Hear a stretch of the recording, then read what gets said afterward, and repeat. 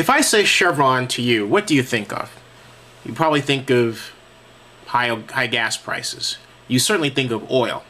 If I say Chevron in Nigeria, what do you think about? Well, you probably think of human rights violations. If I say Chevron in Richmond, California, what do you think about? You probably think about refineries and pollution. If I say Chevron in Ecuador, what do you think about? Oil spills, you might add. It may surprise you to learn that in all three cases, what you come to think about is actually wrong.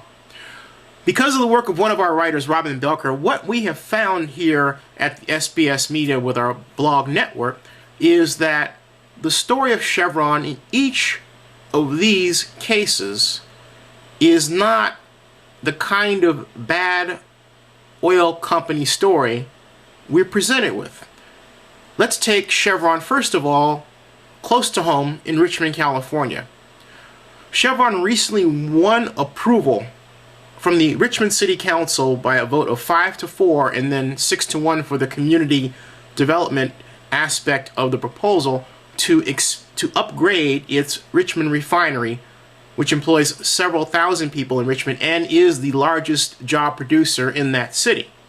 Now, that refinery has had a history of environmental problems with respect to the land around it, but Chevron has taken the steps to improve the not only reduction of pollutants by the refinery, but has taken steps to be a better neighbor to the community at large.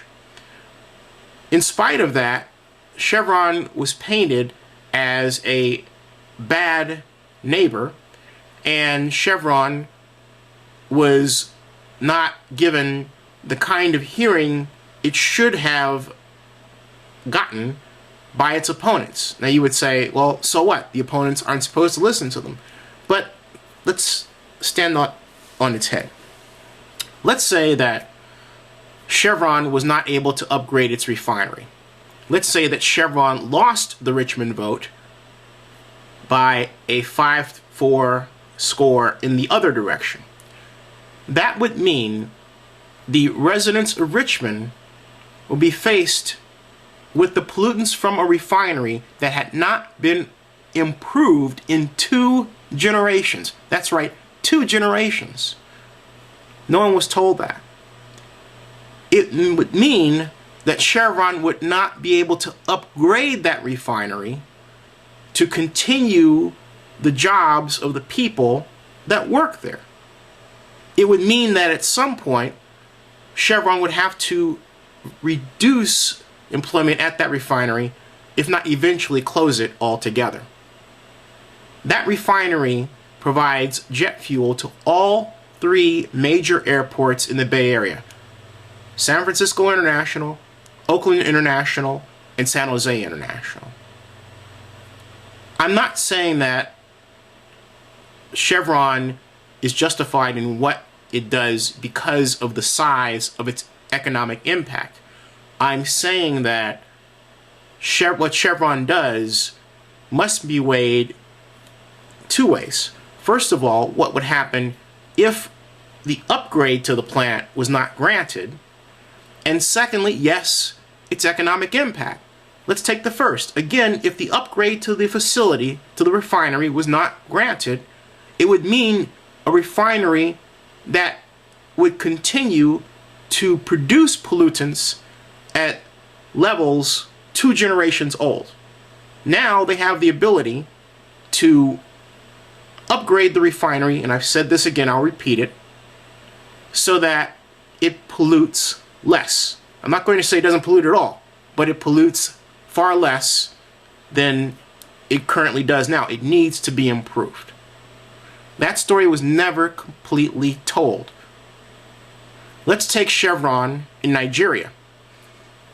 Chevron was the focus of a lawsuit very recently by a gentleman by the name of Larry Bowoto. Mr. Bowoto claims that 10 years ago, he was shot by Chevron police unnecessarily, essentially while minding his own business trying to protect his property from Chevron.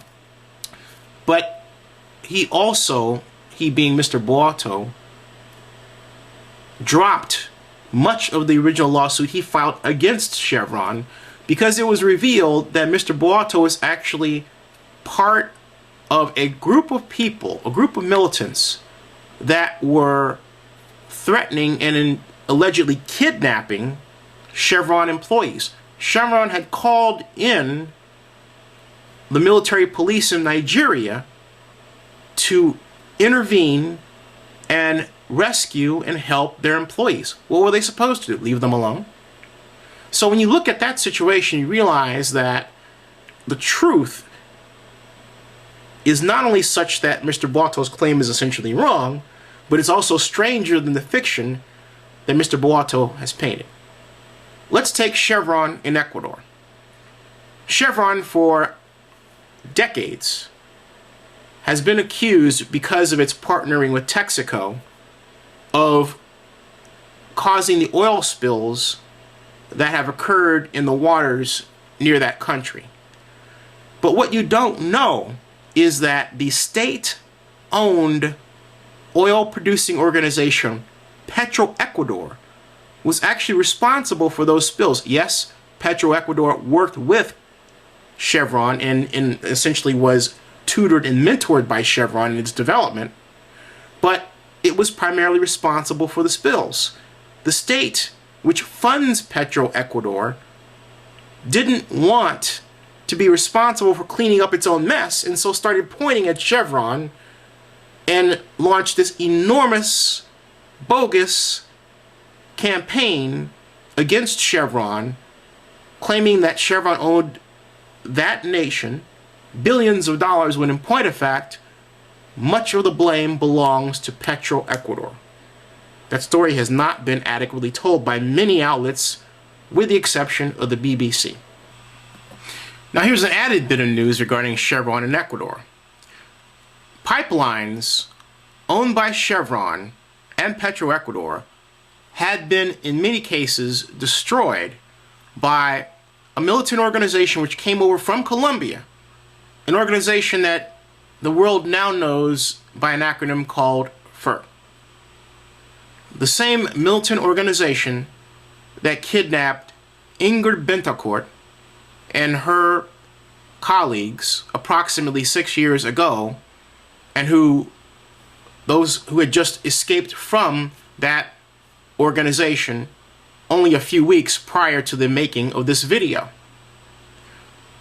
FERC, like other militant militia groups in that area of the world around Ecuador and in Colombia as well, where they came from, routinely bomb foreign oil-producing facilities as a way of saying to those organizations, we don't want you here, in spite of the fact that those same organizations, like Chevron, pump millions of dollars, and arguably in many cases billions of dollars, into the region and provide jobs to many of the people there. In spite of all that, these groups insist on creating havoc and making it difficult for those corporations to operate. Now you would say, why do they do that? Now, frankly speaking, from a psychological standpoint, your guess is better than mine. Some of it has to do with a certain, I suppose, xenophobic behavior regarding the involvement of foreign operatives. Some of it perhaps has to do with the idea that they think foreigners are taking their resources out of their land and they want them to go away. But then also they want the money that the foreign sources involved. And that's where everything gets murky. And that's why I made this video, because many people I have found in the indie media in the United States, when they begin to analyze the Chevron situation, don't do that. They don't analyze it. They pick a side against Chevron, and they assume that everyone on that side is good, when in point of fact, some of the people on that side kidnap people and kill them. Chevron, from our point of view, deserves a better and fairer hearing than it has gotten. And I personally don't care what you think about this video, but what I want you to come away with is that you should always dig to find out all sides to any story and not knee-jerk believe one side or the other.